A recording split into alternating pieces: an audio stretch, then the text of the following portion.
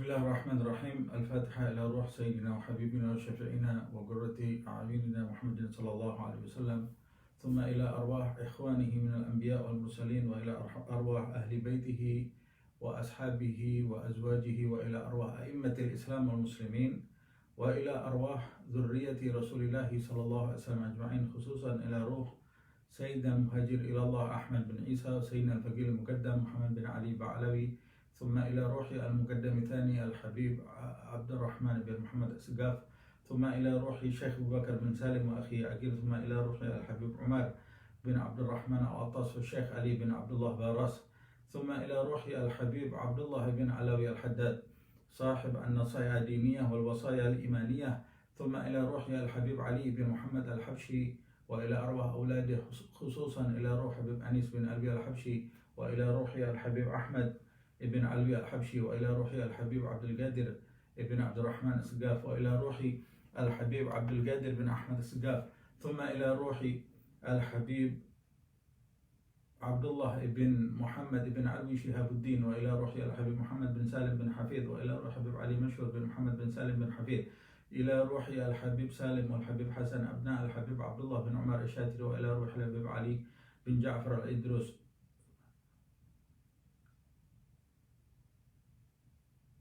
إلى أرواح أولياء الله من مشارق الأرض إلى مغاربها، وإلى أرواح أجدادنا وجداتنا أعمامنا أعماتنا أخوالنا خالاتنا، وإلى أرواح والدينا ووالديكم وأمواتنا وأمواتكم أجمعين، أن الله يتغشاهم بالرحمة والمغفرة، أن الله يكثر من مثوبتهم ويضاعف حسناتهم ويحفظنا بجاههم وينفعنا بهم، ويعيد علينا من بركاتهم وأسرارهم وأنوارهم وعلومهم ونفحاتهم في الدين والدنيا والآخرة، ويفتح علينا فتوح العارفين، فتوح المطلق، فتوح المبين، وأن الله يرزقنا علما نافعا وقلبا خاشعا وعملا متقبلا، أن الله يحفظنا، يحفظ أولادنا، يحفظ أصحابنا من جميع الفتن ومن جميع الأمراض ومن جميع الذنوب ومن جميع البلاء والوباء والمصيبة، ظاهرها وباطنها، كبيرها وصغيرها، يطول أعمارنا في صحة وعافية، ويختم لنا بالحسنى على هذه النية وكل نية صالحة، وإلى حضرة النبي محمد صلى الله عليه وسلم بسر الفاتحة.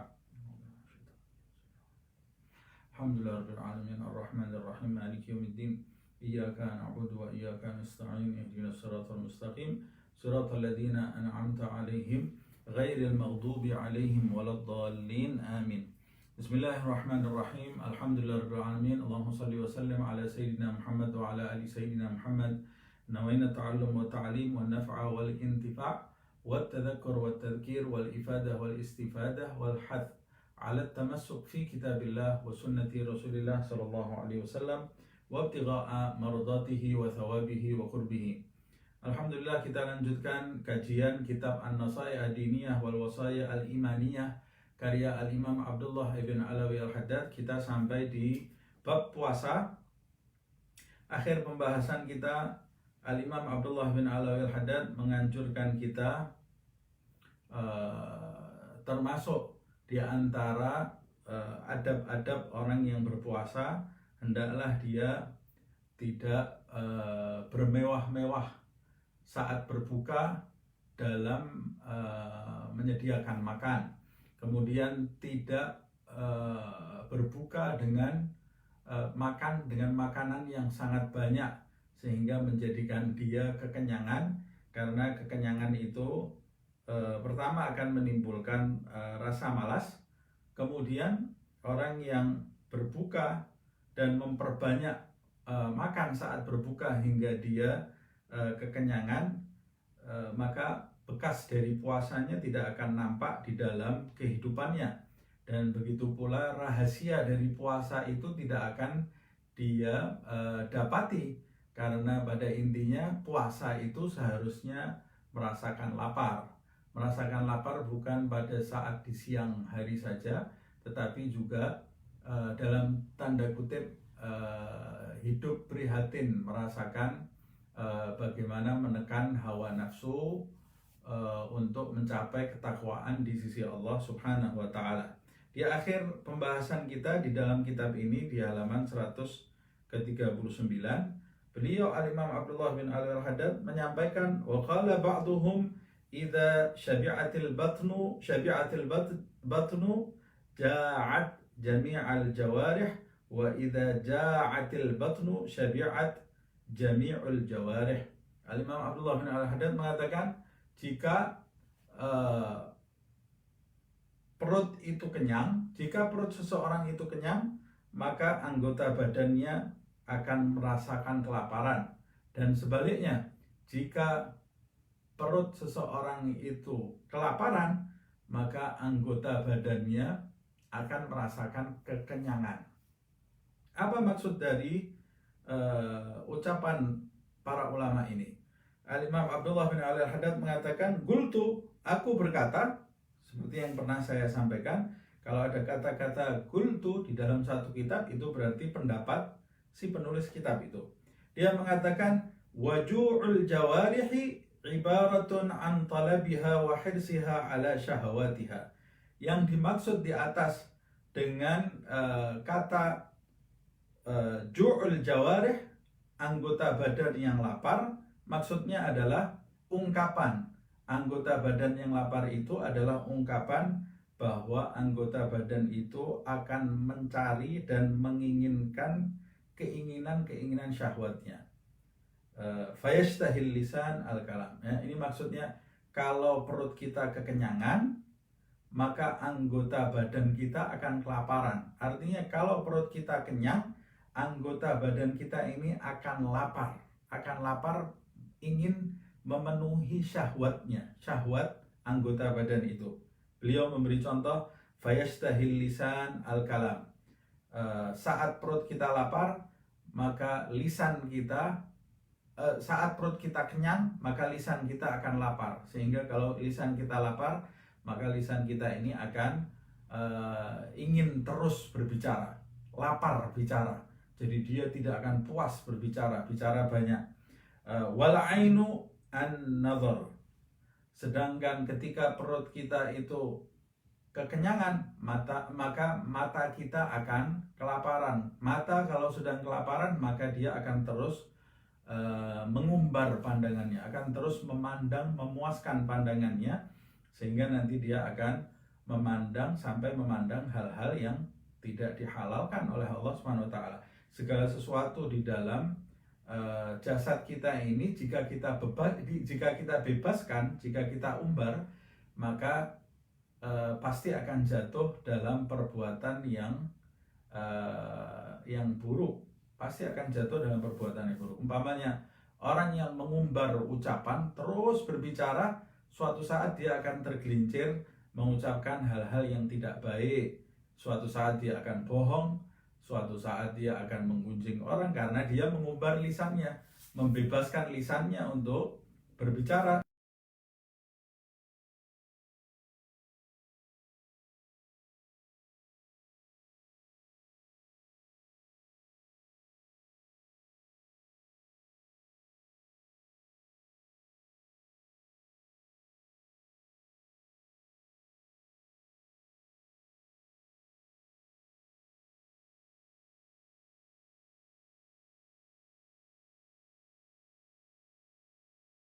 Diumbar dia tidak ada kekang, mata itu kelaparan, maka akan menjadikan mata itu banyak memandang. Kalau mata itu banyak memandang, suatu saat mata itu akan memandang hal-hal yang diharamkan oleh Allah Subhanahu wa Ta'ala. Umpamanya memandang aurat orang lain, atau memandang orang lain dengan pandangan merendahkan, dan segala pandangan yang tidak diridhai oleh Allah Subhanahu wa Ta'ala. Wal udhunu al-istima'ah, lapar telinganya juga lapar dari apa? Lapar dari mendengar. Kalau telinga itu lapar dari mendengar, maka dia akan terus ingin mendengar. Kalau terus ingin mendengar, berarti pendengarannya diumbar, tidak dikekang. Kalau pendengaran itu tidak dikekang, suatu saat dia akan tergelincir mendengarkan hal-hal yang diharamkan oleh Allah Subhanahu wa Ta'ala, mendengarkan ucapan yang buruk, mendengarkan dengan seksama ajakan-ajakan yang menyesatkan, dan mendengarkan hal-hal lain yang diharamkan oleh Allah Subhanahu wa Ta'ala. wa yakunu wa kadzalika sa'irul jawarih. Begitu pula anggota badan yang lain. Anggota badan yang lain yaitu tangan, kemaluan, dan kaki. Dia pasti akan kelaparan, dan perut itu sendiri akan kelaparan, tapi bukan kelaparan secara hakiki. Maksud saya bukan kelaparan secara jasmani, tetapi kelaparan secara kiasan. Artinya perut itu nanti akan lapar memakan hal-hal yang diharamkan oleh Allah Subhanahu wa ta'ala. Perut itu kalau sudah lapar secara jasmani, perut itu jika kenyang secara jasmani, maka dia akan lapar secara maknawi. Secara maknawi dia akan merasakan kelaparan. Jadi perut yang lapar secara jasmani, maka perut yang kenyang secara jasmani, maka perut itu pada saat itu akan lapar terhadap hal-hal yang diharamkan oleh Allah Subhanahu wa ta'ala.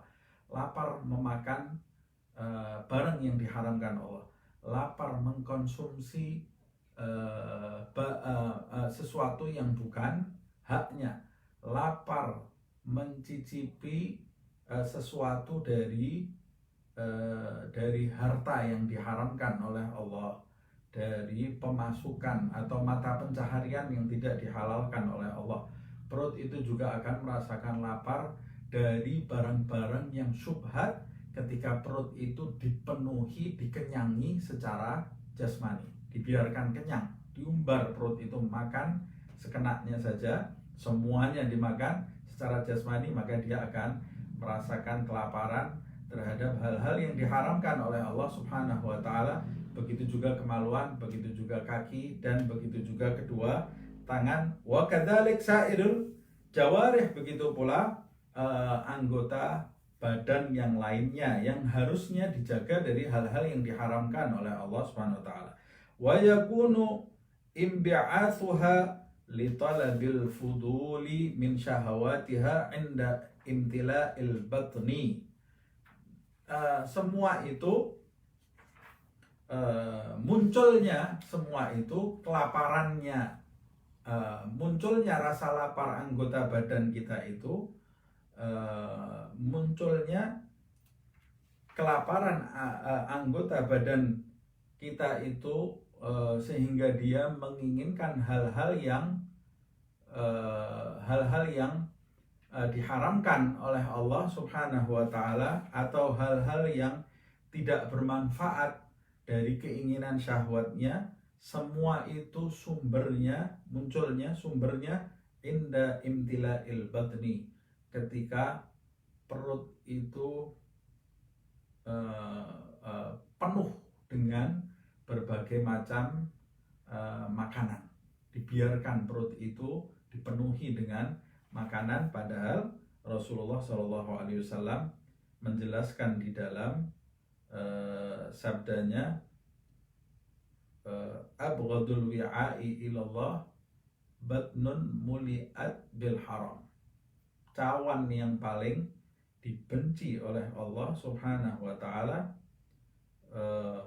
adalah perut yang dipenuhi muli'at bil halal, perut yang dipenuhi dengan hal-hal yang dihalalkan oleh Allah Subhanahu wa ta'ala. Atau di dalam hadis yang lain, ma mala'a ibnu adam wi'aan syarran min batnihi. Tidaklah anak cucu Adam itu memenuhi suatu cawan yang paling buruk melebihi dari perbuatannya memenuhi perutnya dengan hal-hal yang dihalalkan oleh Allah Subhanahu wa ta'ala. Bagaimana jika dia memenuhinya dengan hal-hal yang diharamkan oleh Allah? Makanya Nabi Muhammad SAW memerintahkan kita ini makan secukupnya untuk menyambung hidup.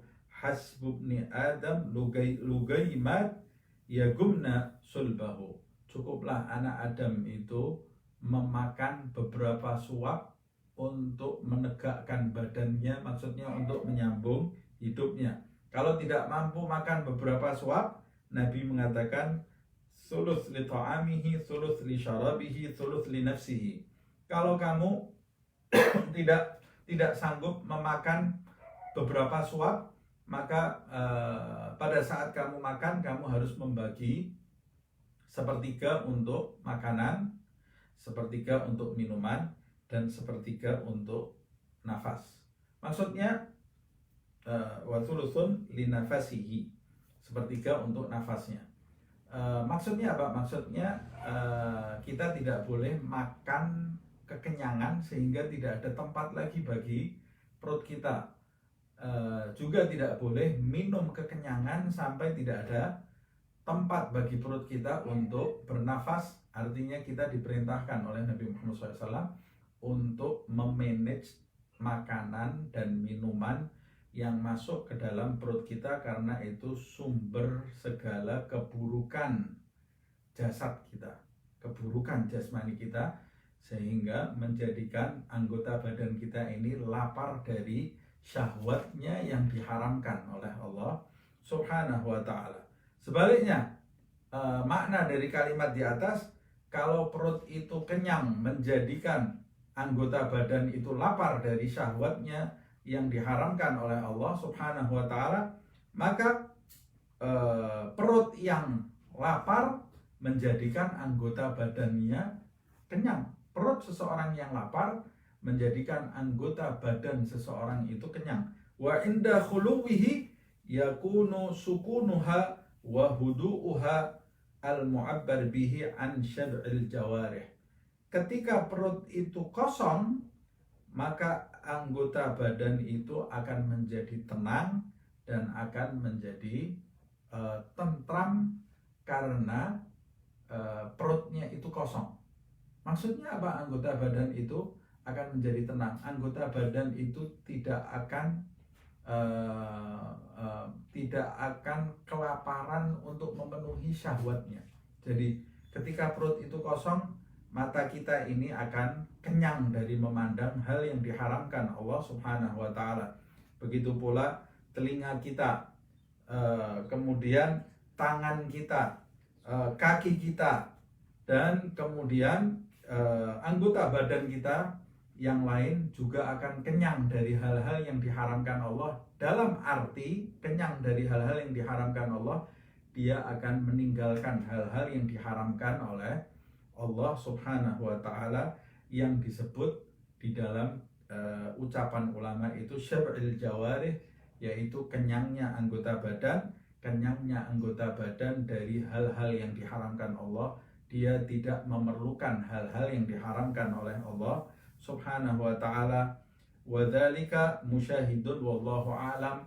Dan penjelasan atau ungkapan ini telah terbukti.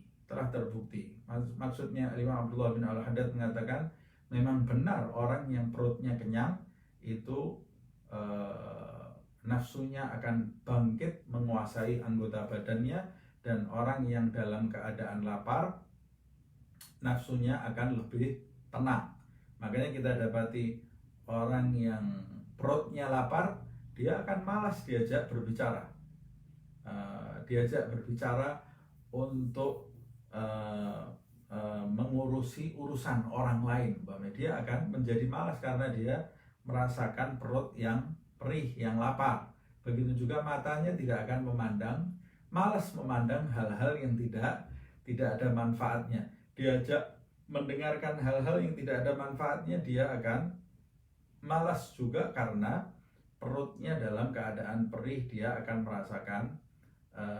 merasakan lapar. Sebaliknya, orang yang perutnya kenyang, pasti kita lihat dalam sehari-hari, orang kalau sudah perutnya kenyang, dia pasti akan banyak berbicara. Kita sendiri mungkin mengalami, kalau kita dalam keadaan lapar, sebelum makanan itu dihidangkan di meja, kita dalam keadaan lapar, semua yang duduk di meja itu sebelum makanan itu dihidangkan pasti akan diam, tidak banyak berbicara.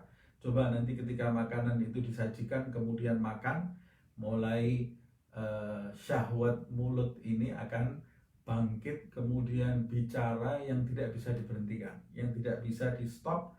Kalau sudah bicara itu terlalu banyak, pasti akan banyak pula celah dia tergelincir dalam ucapannya, mengucapkan hal-hal yang diharamkan oleh Allah Subhanahu wa Ta'ala. Oleh sebab itu, puasa itu penting untuk menundukkan anggota badan kita dari nafsunya, dari syahwatnya.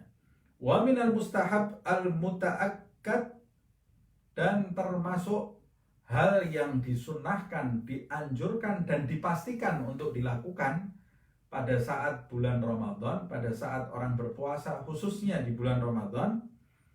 Ini kita membahas di pertemuan yang lalu adab-adabnya saat melakukan puasa. Jangan sampai kita meninggalkannya. Ini penting sekali karena di awal Imam Abdullah bin Al-Haddad itu mengatakan, siapa yang meninggalkan adab maka puasanya tidak akan sempurna, walaupun secara hukum fikih diterima oleh Allah Subhanahu wa Ta'ala secara hukum fikih. Tetapi apakah puasa itu diterima oleh Allah, pahalanya dia dapat, bekasnya ada di dalam kehidupan sehari-hari, belum tentu. Itu akan didapat oleh mereka yang melaksanakan puasa sah secara fikih dan memenuhi adab-adab puasa itu. Nah, termasuk di antara adab-adab yang disunnahkan pada saat orang berpuasa, taftirus shaimin, memberi buka, makanan buka untuk orang-orang yang berpuasa. Jadi ini termasuk perbuatan yang sangat dianjurkan. Kalau di bulan puasa, di bulan Ramadan maksud saya, kita berpuasa dan kita memberi makan orang yang berpuasa, yang berbuka. Kita berpuasa, kemudian kita berbuka dan kita juga memberi makan orang yang berbuka.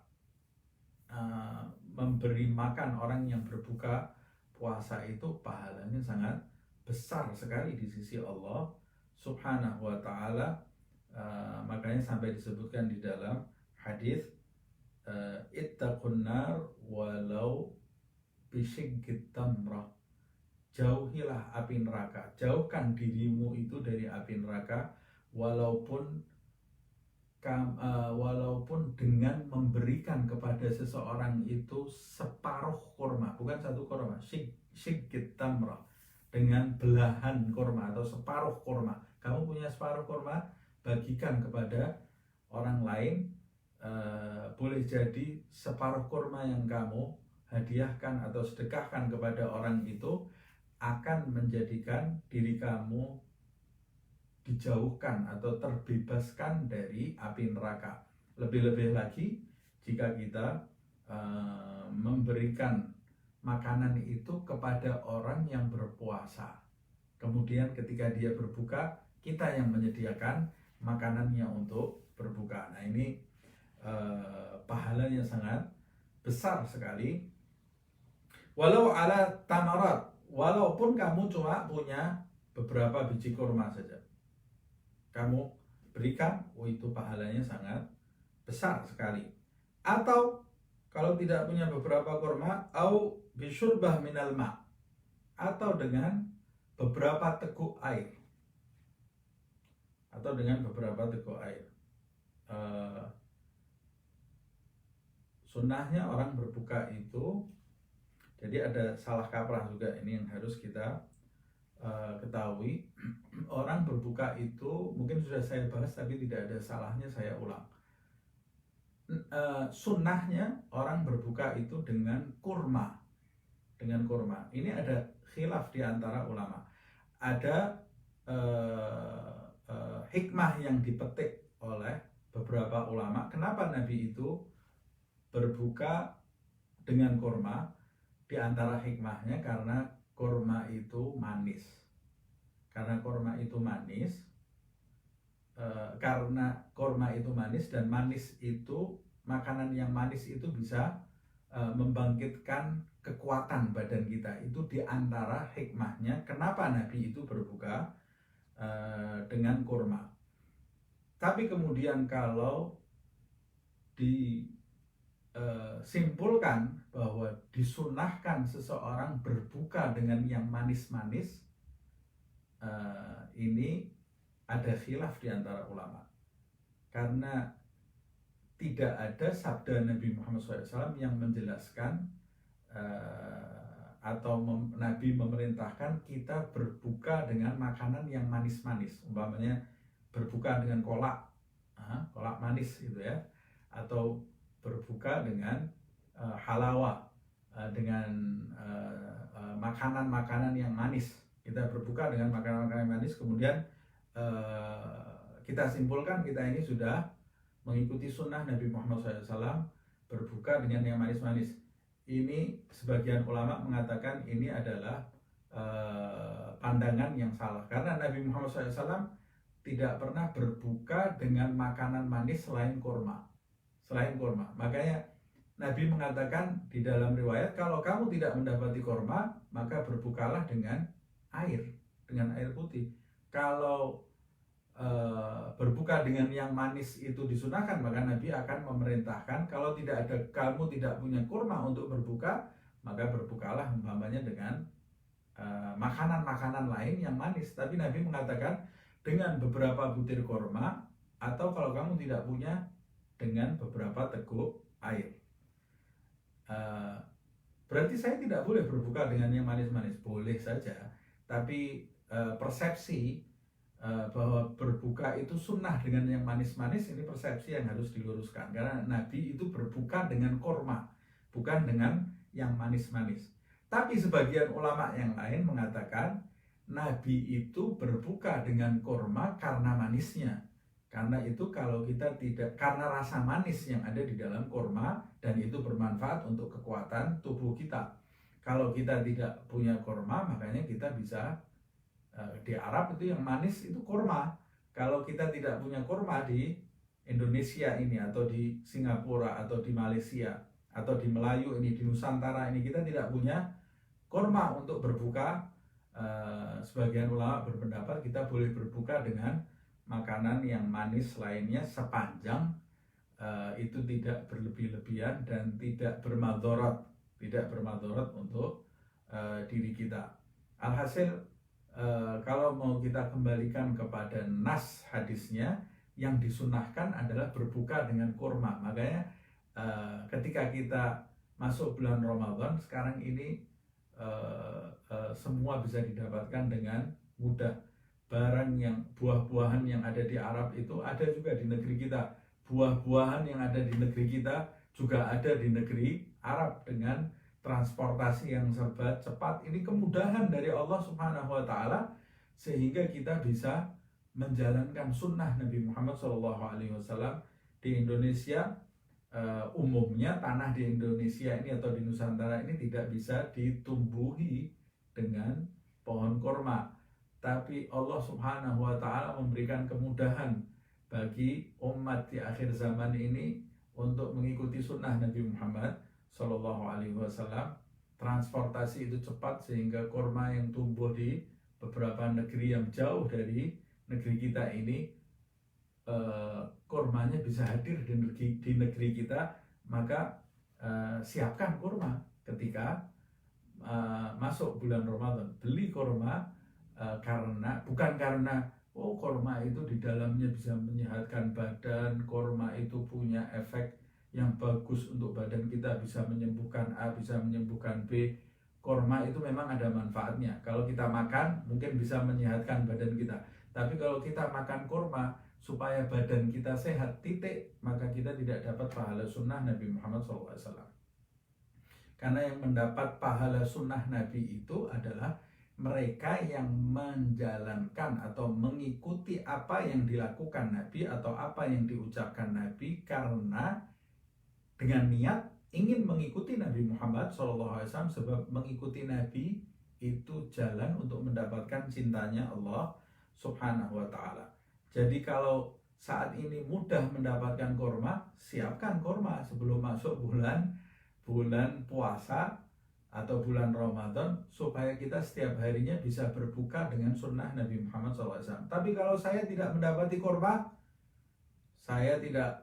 di negeri saya tidak ada kurma, atau saya tidak punya uang untuk membeli kurma, atau saya sedang berada di jalan,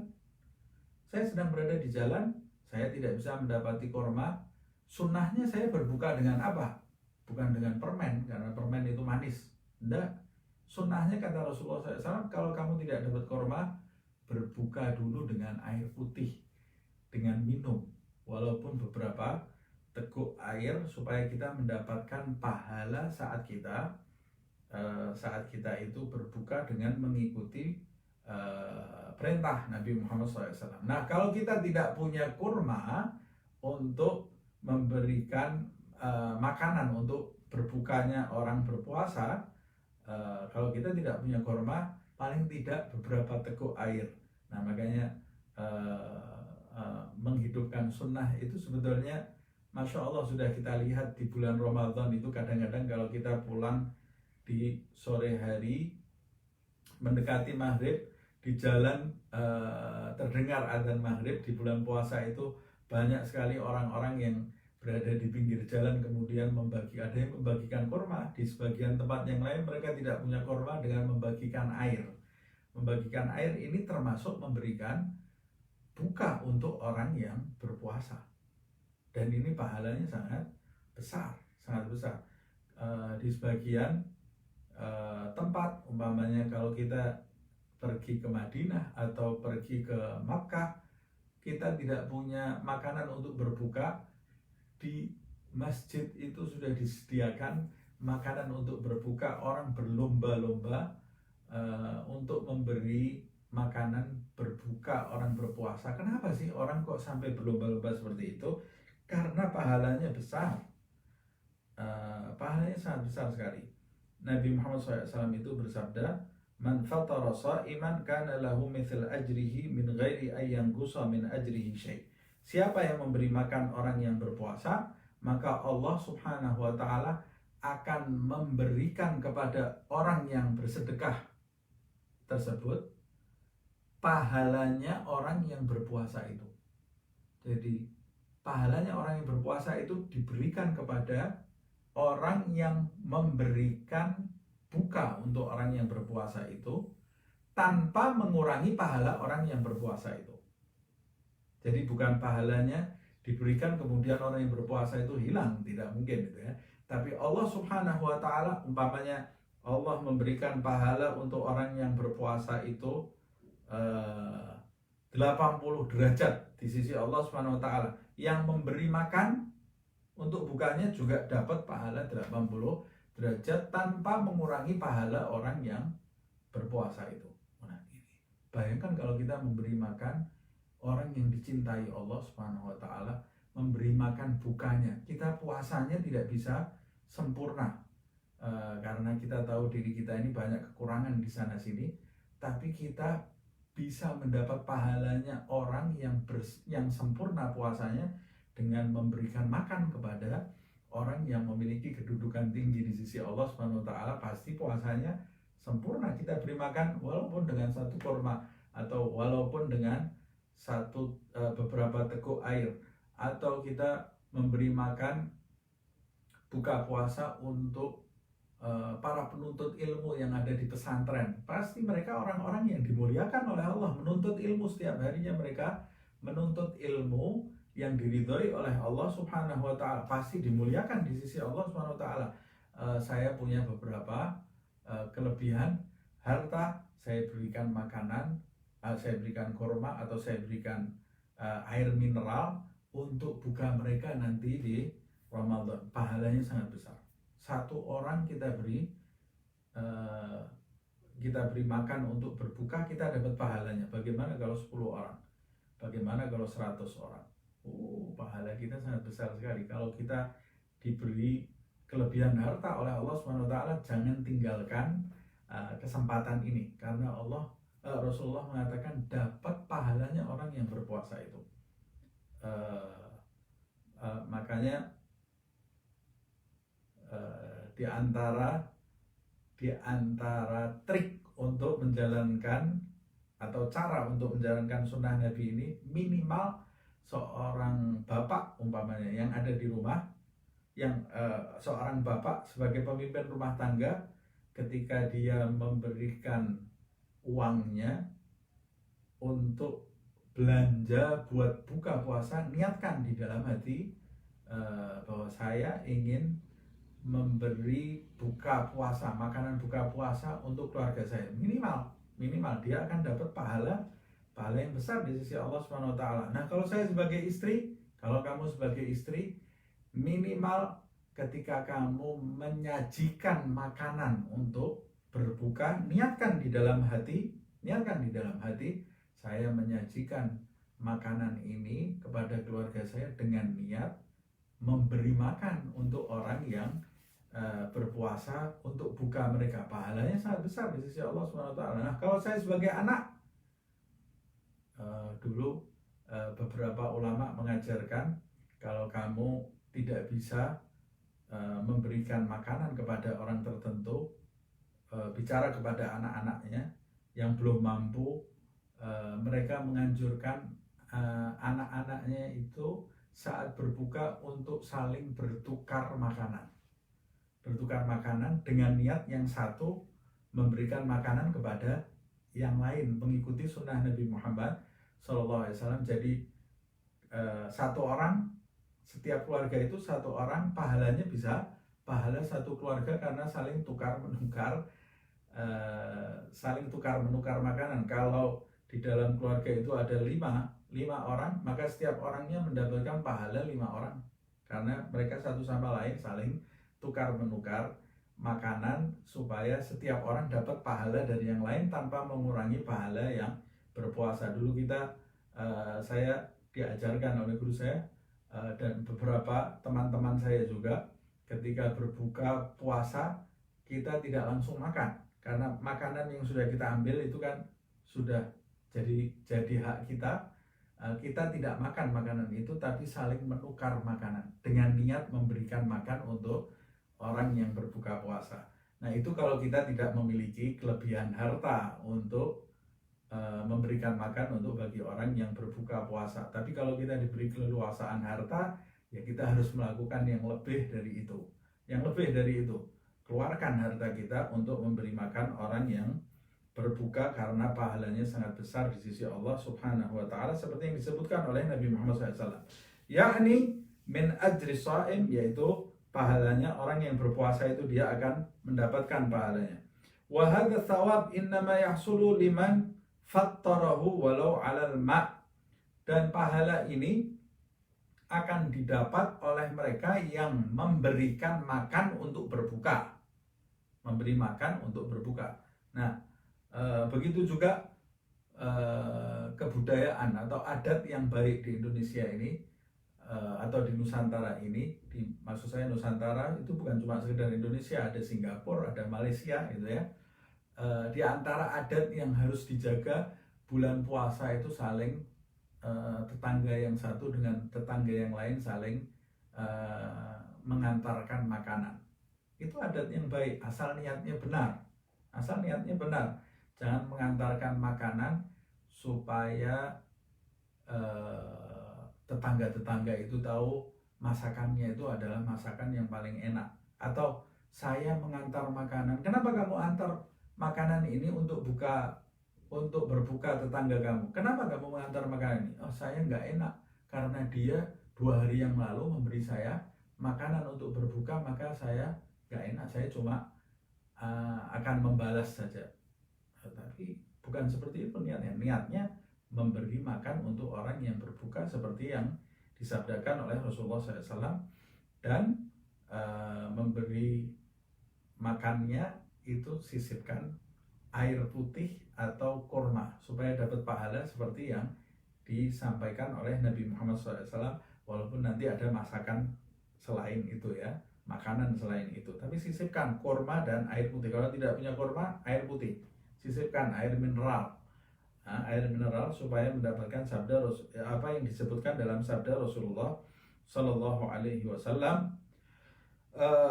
Fa amma man at'ama sha'ima min ba'di fatrihi fi baitihi aw fi mawdi'in akhar falaysa yahsul lahu hadha thawab. Nah, yang dimaksud di dalam hadis ini,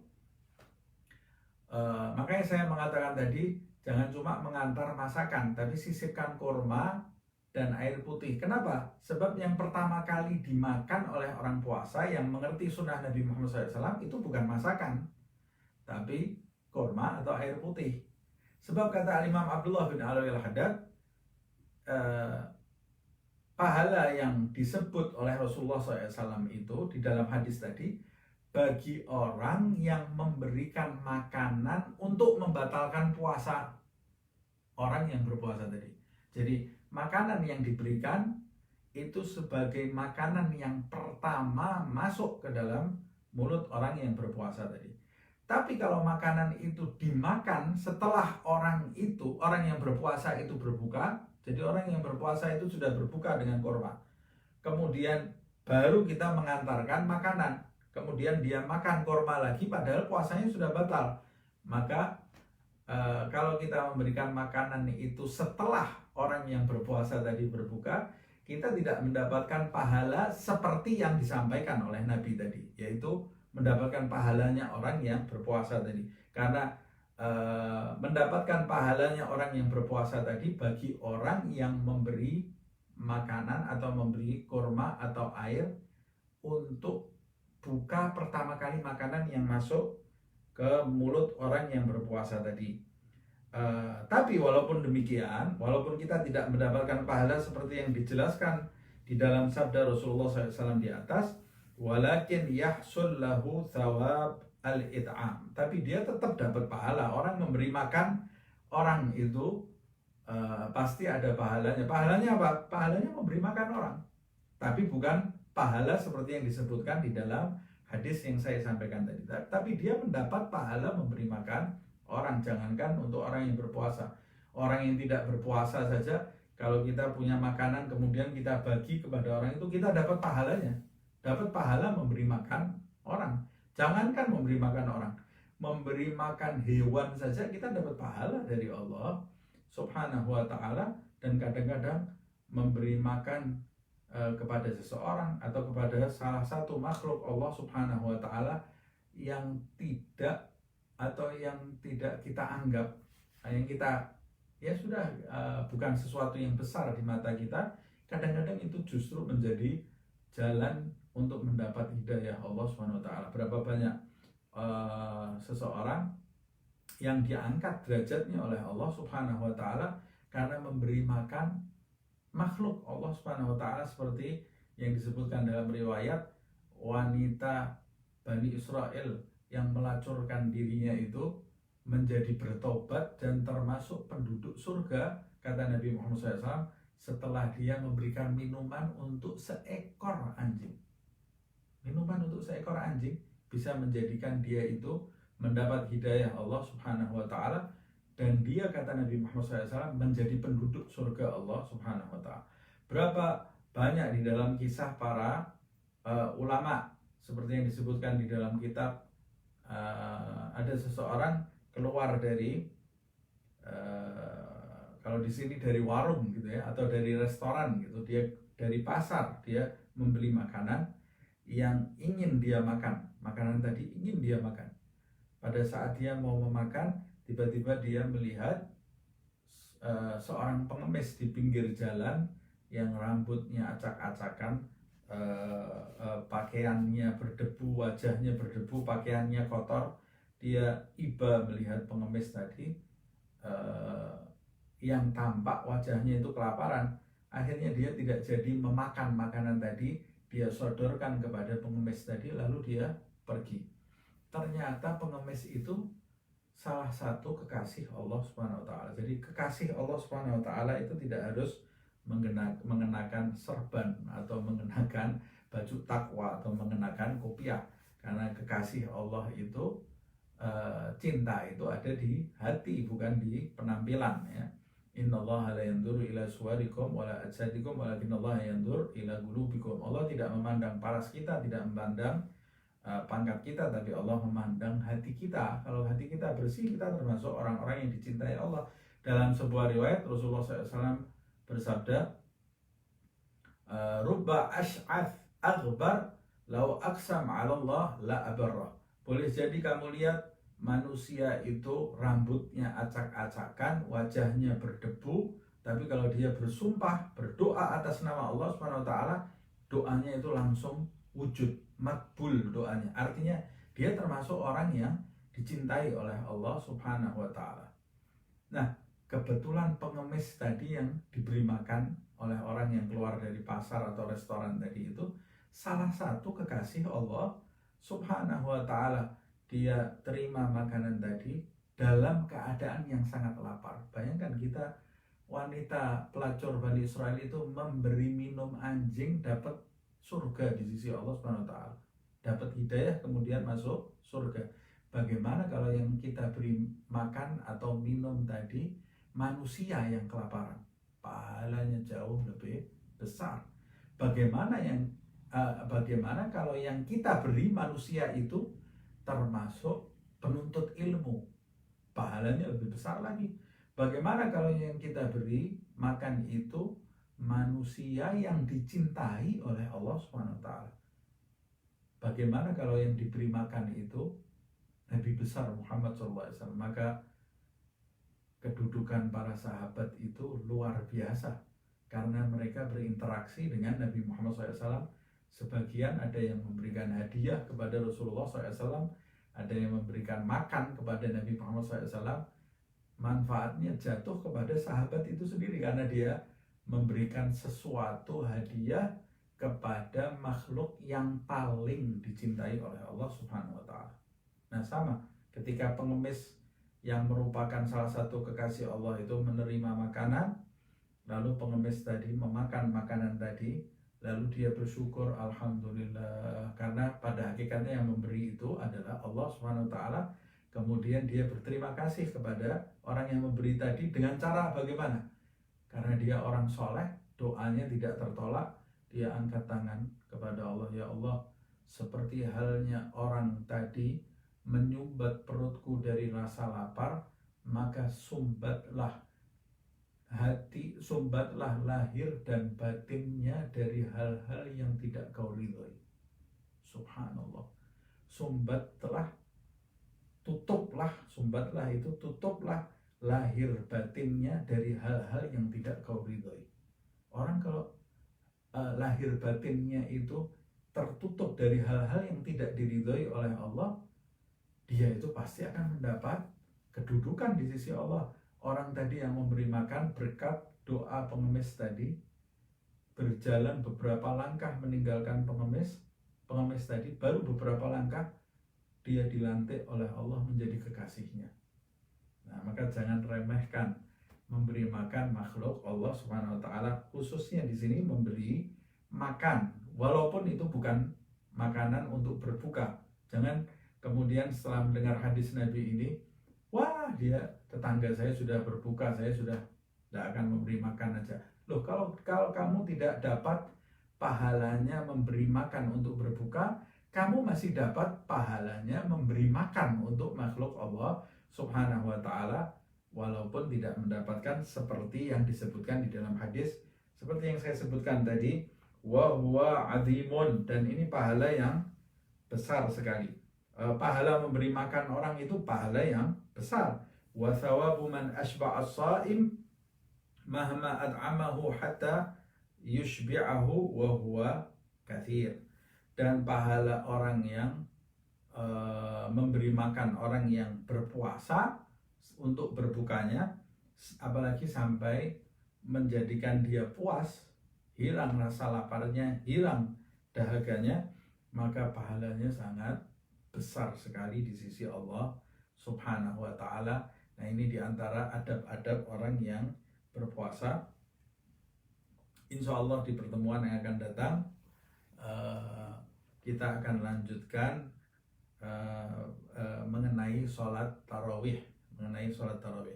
Semoga Allah Subhanahu wa Ta'ala menjadikan kita hamba-hambanya yang berilmu, kemudian mengamalkan ilmu tadi ikhlas karena mengharapkan ridho Allah Subhanahu wa Ta'ala.